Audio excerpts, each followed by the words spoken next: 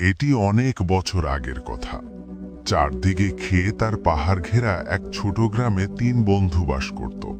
তাদের বন্ধুত্বের উদাহরণ পুরো এলাকায় দেওয়া হতো। লোকেরা বলতো, গ্রামে কোথাও যদি নুরুদ্দিনকে দেখা যায়, তবে একটু দূরে ভোলু আর হামজাকেও নিশ্চয়ই দেখা যাবে।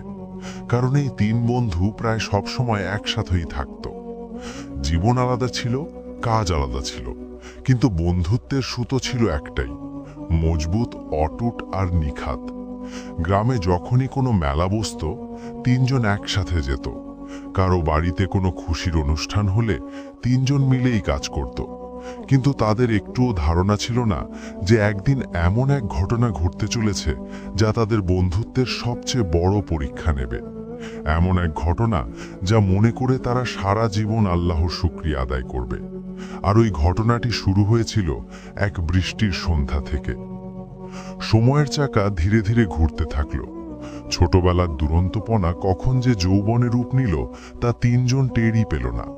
এখন দায়িত্ব বাড়তে শুরু করেছিল। সংসার চালানোর জন্য রোজগারের প্রয়োজন ছিল।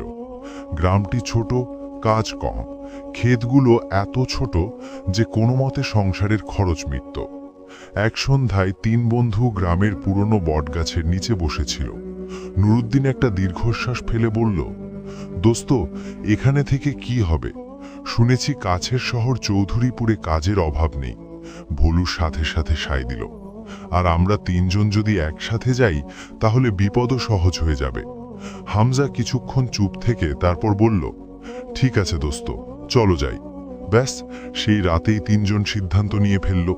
পরদিন সকালে যখন এই খবর গ্রামে ছড়ালো, তখন অনেকেই বোঝাতে এলো বিদেশের জীবন সহজ নয়। কিন্তু তিন বন্ধুর সিদ্ধান্ত ছিল অটল।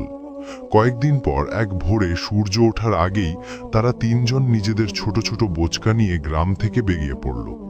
কয়েক ঘন্টার যাত্রার পর তারা চৌধুরীপুরে পৌঁছালো।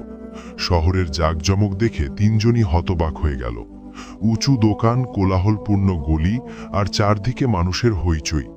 কিন্তু এবার শুরু হলো আসল চ্যালেঞ্জ, কাজ খোঁজা। নুরুদ্দিন ছিল সততার মূর্ত প্রতীক।